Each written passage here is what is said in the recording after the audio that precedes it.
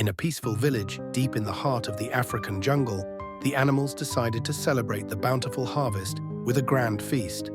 Everyone was invited, but only those who contributed food could attend. The animals eagerly gathered yams, maize, bananas, and roasted nuts, excited for the big event. Mbekwu, the tortoise, was known for his cunning tricks. Unlike the other animals, he was lazy and didn't want to share anything. As the feast day arrived, Mbekwu lay on a mat, pretending to be sick. "Oh, my stomach, I can barely move," he groaned as Monkey and Owl checked on him with concern. "I wish I could join the feast, but I am too weak," he sighed, secretly peeking through half-closed eyes to see if they believed him.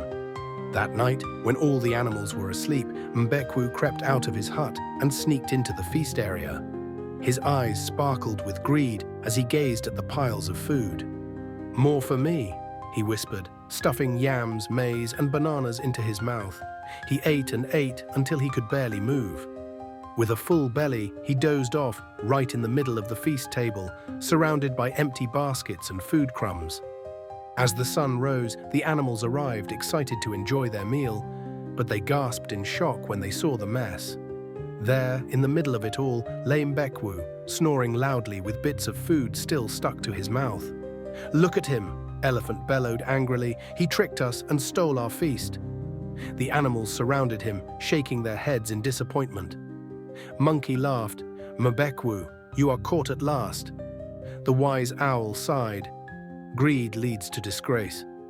As punishment, the animals made Mbekwu clean up every bit of the mess while they watched.